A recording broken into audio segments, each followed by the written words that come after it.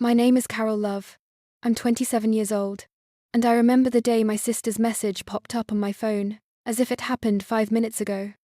It was an ordinary Tuesday afternoon, one of those long, grey days when life feels like a loop.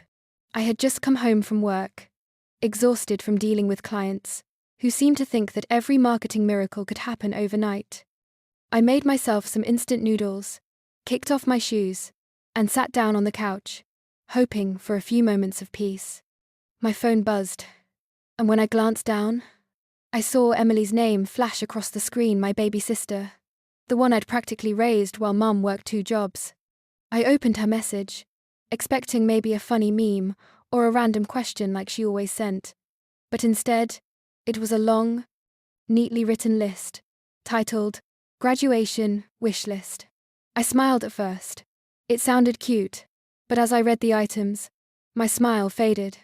A $6,000 watch, the first line said. My eyebrows rose. A trip to Europe followed. I blinked, scrolling down to the last line. Money for a car down payment. For a second, I thought she was joking. I even laughed quietly, waiting for the punchline. But there was none. It was real. I stared at my phone, my smile hardening into disbelief. I had always known Emily had big dreams. She was the sparkle in our family, the one who wanted everything beautiful, everything extravagant. But I had just paid my rent late again. I was still saving for a car myself. The idea of gifting her a luxury watch, or funding a European adventure, felt absurd. I typed out a dozen different responses in my head, trying to sound kind, but frustration bubbled up faster than reason. Finally, I just wrote 2 words that would echo longer than I ever imagined. Keep dreaming. I hit send and tossed my phone on the couch, feeling both guilty and justified. It wasn't that I didn't love her, I did, more than anything. But something about that message rubbed against every raw nerve I had. It reminded me of how much I'd given up to keep things together when we were younger. I remembered the nights I worked double shifts to buy her school supplies, the mornings I skipped breakfast so she could eat. And now she wanted a $6,000 watch? It stung. It made me feel invisible, like all the sacrifices didn't matter, like love had to come wrapped in money and ribbons. I told myself she needed a reality check, that she'd understand one day when life wasn't so easy. Still, as I sat there, the quiet of my apartment felt heavier than usual. A small voice inside me whispered that maybe I could have handled it differently. Maybe she was just excited, just dreaming out loud, like we all do when we reach a big milestone. But my pride won that internal argument. I convinced myself that I wasn't wrong, that she needed to grow up and see how the world really worked. A few minutes later, my phone buzzed again. Her reply was short, but sharp enough to pierce through my composure. Then don't show up. I stared at those words, reread them again and again. It was like being slapped, not just by anger, but by disappointment. She didn't mean it, I thought. She was just upset. But still, those words burned. My chest tightened, my throat went dry, and my pride, that stubborn, destructive pride, told me to let it go, to stay silent, to stay away. That single exchange, a few words sent through a glowing screen, would soon change everything. I didn't know it yet, but that moment, that message, was the beginning of a distance that would take months, maybe years, to heal. And the worst part? I had no idea how much time I was wasting letting pride speak louder than love. When Emily's reply flashed on the screen, "Then don't show up," I froze. My heart thudded so loud, it drowned out the ticking clock on the wall. Those 4 words sat there, glowing back at me, each one like a slap to the face. For a moment, I just stared, waiting for her to add something else. Maybe a laughing emoji, maybe a "just kidding." But nothing came. The chat bubble stayed still, the screen dimmed, and the silence between us began to stretch, heavy and suffocating. Anger came first. I felt it rise like fire under my skin. How could she talk to me like that, after everything I had done for her? After all the nights I stayed up helping her study. After every birthday gift I couldn't afford but gave anyway. After every little piece of myself I'd given to make sure she had a better life. I typed out a dozen comebacks, some angry, some sarcastic, some meant to hurt her the way she'd hurt me, but I erased them all. None of them felt worth it. In the end, I just locked my phone and threw it face down on the couch, muttering under my breath, "Fine. If that's how she feels, so be it." But even as I said it, my chest felt hollow. Pride is such a strange thing. It makes you feel powerful for a second, like you're standing your ground, proving a point, but right after, it leaves you cold and empty. I wanted to believe I was doing the right thing, that I was teaching her a lesson about humility or gratitude. The truth, though, was that I was hurt, deeply hurt. Her words didn't just sting. They cracked something fragile that had been holding us together. The next few days were quiet, too quiet. I kept checking my phone, half hoping for a message from her. Maybe she'd say she was sorry. Maybe she'd laugh it off like she always did after we fought. But there was nothing. I saw her posting pictures of her graduation rehearsals, her friends tagging her in stories, her smile bright as ever. Each picture felt like a reminder that she was moving on, and I wasn't a part of it. Mum called one evening and tried to mediate. "Carol, you know how she is. She didn't mean it. She's just young, excited, maybe a little carried away," she said softly. But I could hear the disappointment in her voice too, the subtle plea that only mothers know how to make. "Don't let this come between you girls." I swallowed hard, holding back the guilt rising in my throat. "She told me not to show up, Mum," I replied flatly. "I'm just doing what she asked." Mom sighed. Sometimes love means showing up anyway. Her words should have reached me. They should have softened me. But my pride wrapped around me like armor, convincing me that if I reached out first, I'd be weak. So I stayed silent. I told myself that Emily was being ungrateful, spoiled even, that she needed to learn that not everyone in life will cater to her wishes. It sounded noble in my head, like I was doing the right thing, but deep down, it was just my ego whispering lies to protect itself. The night before her graduation, I sat on my bed, scrolling through her photos again. She looked so happy, surrounded by friends, her cap and gown fitting perfectly. I remembered when I graduated, she'd been the loudest one in the crowd, holding a handmade sign that said, "Go Carol, you did it." My throat tightened. I wanted to text her, even something simple like, "I'm proud of you." But my fingers hovered over the screen, trembling, before I finally turned off the phone and set it aside. I dropped the phone, pressing my hand over my mouth as tears streamed down my face. I had missed it. I had missed her. I thought not showing up would prove a point, but all it did was carve a space in her day that no one else could fill. Pride had built a wall, and I had stood behind it while my sister celebrated one of the biggest days of her life, without me. That night, as I lay there staring at the ceiling, I realized that sometimes love isn't about winning or teaching someone a lesson. Sometimes it's simply about showing up, even when your heart still aches. Days turned into weeks, and weeks quietly melted into months. What began as a short silence between two sisters slowly transformed into something heavier, colder, an unspoken wall that neither of us seemed willing to climb. Every day I told myself I would text her, maybe just a simple, "How are you?" or "Congratulations again." But pride is a stubborn thing. It sits on your chest and convinces you that silence is strength. So I stayed quiet. I told myself she needed to be the one to apologize, that she was the one who had crossed the line. But deep down, I missed her more than I wanted to admit. First, life went on as usual. I worked, met deadlines, attended meetings, laughed when I was supposed to. But every so often, something small would remind me of her. A song she used to play on repeat, a cafe we used to visit, or the scent of vanilla body spray she always wore. Those little things would catch me off guard, tugging at memories I wasn't ready to face. Sometimes I'd scroll through our old text messages, the funny memes we shared, the random late-night talks about everything and nothing. We had once been inseparable, more like best friends than sisters. And now it felt like that bond was slowly dissolving into silence. Mom tried to fix things, of course. She called me often, gently bringing up Emily's name in every conversation. "She asks about you, you know," she'd say softly. "She doesn't show it, but she misses you." I just nod, pretending not to care. She made her choice, I'd say, trying to sound detached. But when I hung up, guilt always crept in like a shadow I couldn't escape.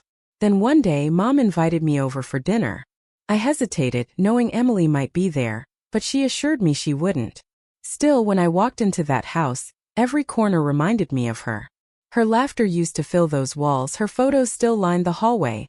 The one of her and me on the beach, arms around each other, our smiles wide and carefree. I stopped in front of it for a moment, tracing the edge of the frame with my fingers.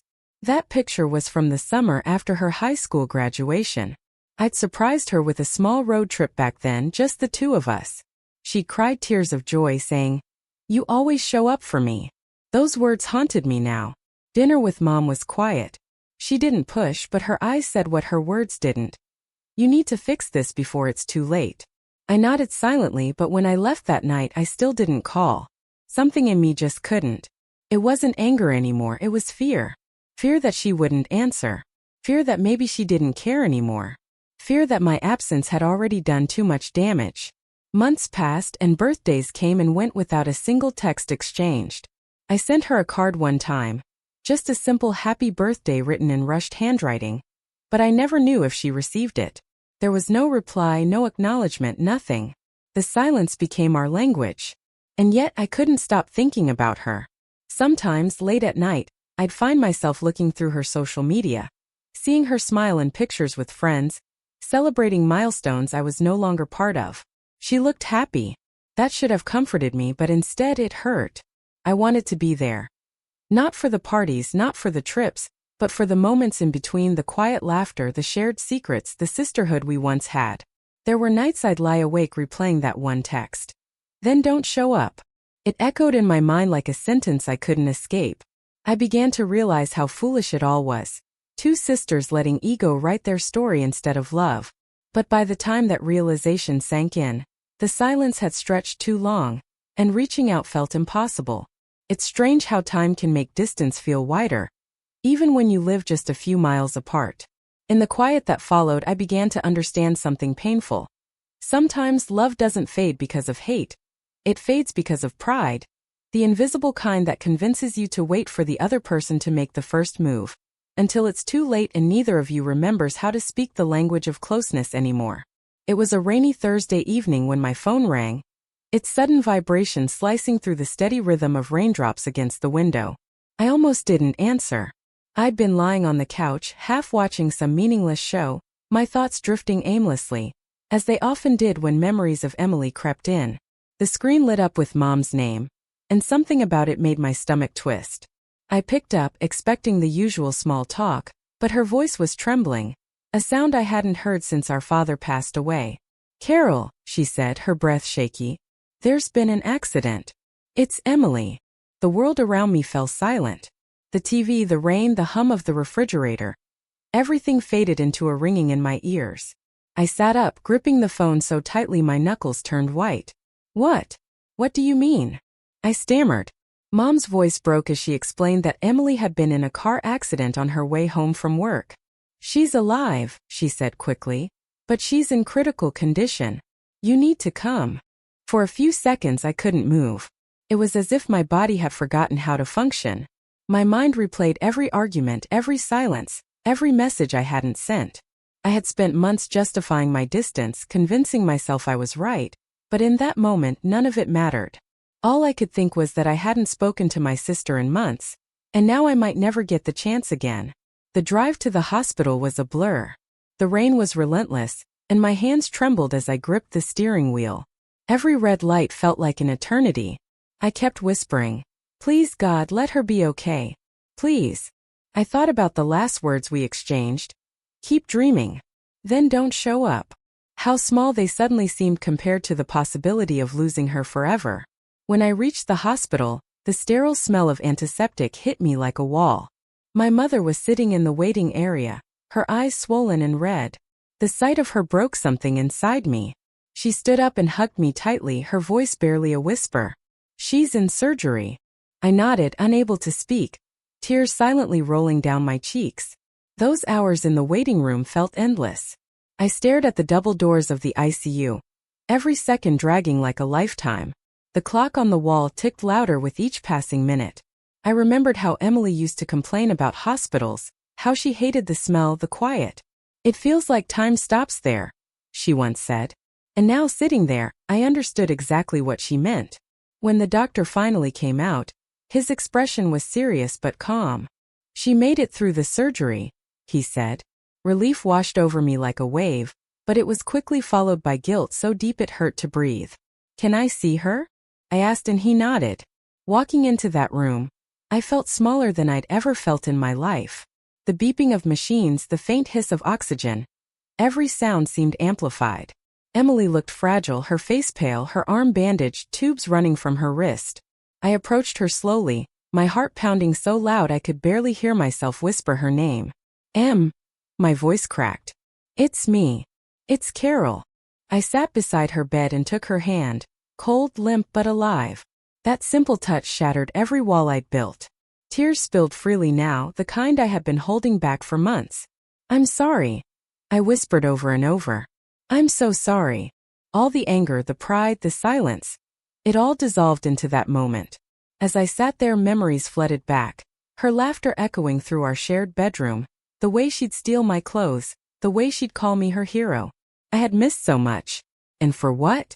Ego. The need to be right. I realized then that none of it mattered. All that mattered was that she was still here, still breathing, still my sister. That night, as I held her hand and watched her sleep, I made a silent promise. If she woke up, I would never let pride stand between us again. Because no argument, no misunderstanding, no wish list or angry words were worth the risk of losing someone you love. And in that cold hospital room, surrounded by the sound of machines keeping her alive, I finally understood the true weight of regret and the fragile, irreplaceable value of love. The next morning came slowly, as if time itself was afraid to move. I had spent the entire night in that stiff hospital chair beside Emily's bed, my fingers laced around her hand, praying silently. The steady rhythm of the heart monitor was the only thing that kept me from falling apart. Every beep reminded me she was still here, that I still had a chance to say all the words I'd swallowed for months. The sun peeked weakly through the blinds, painting the room in a dull, washed-out gold. Her face looked peaceful, but it broke me to see how pale and fragile she seemed, like a shadow of the vibrant girl I knew. When she stirred, I froze. Her fingers twitched in my grasp, and her eyelids fluttered before slowly opening. For a moment her eyes were unfocused, dazed from medication, but then they found me. The moment our eyes met, my breath caught. Hey! I whispered, my voice trembling with relief and guilt. She blinked a few times, confused, then whispered, her voice weak and cracked. You came. That simple phrase hit harder than any argument we'd ever had. I nodded, trying to smile, but tears spilled down before I could stop them. Of course I did, I said, my voice breaking. I'm so sorry, Em. For everything. She looked at me for a long time, her eyes glassy with exhaustion but soft with something I hadn't seen in months, forgiveness. You didn't come to my graduation, she said quietly, her lips quivering just slightly. The guilt crushed me like a wave. I couldn't meet her gaze. I know, I whispered, clutching her hand tighter. I was stupid. I thought I was teaching you a lesson. I told myself I was right, but all I did was hurt you. There was a long pause. The hum of machines filled the silence. Finally she spoke again, her words slow, each one costing her effort. I didn't want your money, she murmured. I just wanted you there. I broke completely. My chest heaved, and I let out a sob I'd been holding for months. I pressed my forehead against our joined hands, my tears wetting her skin. I know, I whispered between sobs. You were right. I should have been there. I should have shown up. She smiled faintly, the corners of her mouth trembling. You're here now, she said softly. And just like that, it was as if every wall between us came crashing down. There was no more pride, no more defensiveness. Just two sisters who had missed each other far too much. I stayed with her all day, watching over her as she drifted in and out of sleep. Every time she woke, I was there, holding her hand, talking to her softly about everything and nothing. Our childhood memories, the silly things we used to do. How Mom used to chase us around with a wooden spoon when we fought. And each time she smiled, even faintly, it felt like a piece of my heart was being stitched back together. Mom visited in the afternoon, and when she saw us talking, she cried silently in the doorway. You too, she said, shaking her head with a smile. You've always been stubborn. But thank God love is stronger than pride. That night, when Emily finally fell asleep again, I sat there watching her breathe, realizing how close I had come to losing her. Not just because of the accident, but because of my own ego. I thought back to every moment I'd chosen silence over peace, stubbornness over love. All those months I'd spent proving a point had cost me time I could never get back. As I looked at her fragile form lying there, I whispered a quiet promise. No more walls, Em. Not ever again. I realized then that life doesn't give second chances easily, and I had just been given one. Before leaving the hospital that night, I kissed her forehead and whispered, I love you. She stirred slightly, murmuring back, I love you more. Those words, so soft and simple, were the ones I'd been waiting months to hear. They weren't just forgiveness, they were a reminder that love, when real, survives even our worst mistakes. That moment in that cold, sterile room, I learned that showing up, even when it's uncomfortable, even when it hurts, is sometimes the purest form of love there is.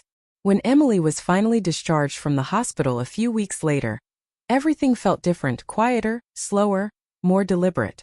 She moved gently, still weak from the accident, and Mom insisted she stay with her for a while to recover. I visited almost every day. The first time I walked into Mom's house again, I was greeted with the familiar scent of home warm soup, laundry detergent, and a faint trace of vanilla from Emily's room. I found her sitting by the window, wrapped in a soft blanket, staring out at the garden where we used to play as kids. When she turned and saw me, her face lit up with a small, tired smile that reached straight into my chest. I brought her flowers that day, not the fancy kind, just daisies, her favorite. You remembered, she said softly, touching the petals. I nodded, sitting beside her. For a while we didn't talk. We didn't need to. The silence between us wasn't sharp anymore. It was soft, like the calm after a long storm.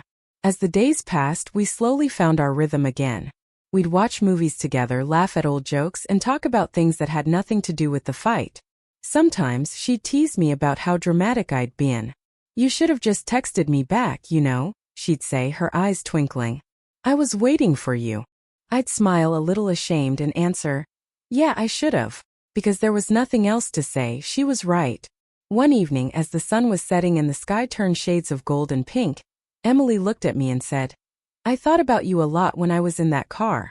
Everything happened so fast, but for a moment I remember thinking, I wish Carol was here. Her voice cracked on my name and I felt my eyes sting. I reached over and took her hand. I'm here now, I said softly. And I meant it, not just physically but emotionally, fully, finally. After that day we made a promise. No more silence, no more pride. If something bothered us, we'd talk. If we were upset, we'd still show up for each other. We even laughed about it, calling it our no-ego pact. It wasn't perfect, we were still sisters, still human, but it was honest. Over time, I noticed that the accident had changed Emily too. She was calmer, more thoughtful. The wish list that had started our fight was still saved on her phone, but she showed it to me one day and smiled. You know, I don't even want these things anymore, she said. I realized I was chasing what I thought happiness looked like, not what it really is. I asked her what happiness was now, and she said simply, having you here. Those words stayed with me. They sank deep into the quiet parts of my heart where guilt used to live and replaced it with gratitude. I finally understood that love isn't measured in grand gestures or expensive gifts. It's measured in presence, in being there when it matters, in choosing connection over pride, in showing up even when it's uncomfortable. Months later, when Emily was fully recovered, we took that trip she once dreamed of, not to Europe, but to a small beach town just a few hours away. We watched the sunset together, our feet buried in the sand, and she said, "This is enough. This is everything." I smiled, watching the reflection of the waves dance in her eyes, and realized she was right. As the wind brushed against my face, I thought about all the time I'd wasted being angry, all the days I'd lost to silence. But instead of regret, I felt peace. Because we were here together, alive, whole. I turned to her and said, "You know, sometimes the most expensive thing you can lose isn't money or dreams. It's time." She squeezed my hand and whispered, "Then let's not waste any more of it." And in that quiet golden moment I knew I'd finally learned what love really meant. It wasn't about being right or giving the best gift. It was about showing up, staying when it's hard, forgiving when it hurts, and cherishing every moment while you still can. True love is not proven through grand gifts or prideful silence. It's shown through presence, forgiveness, and humility. Never let ego cost you the moments that truly matter, because time lost with those you love is the one thing you can never buy back.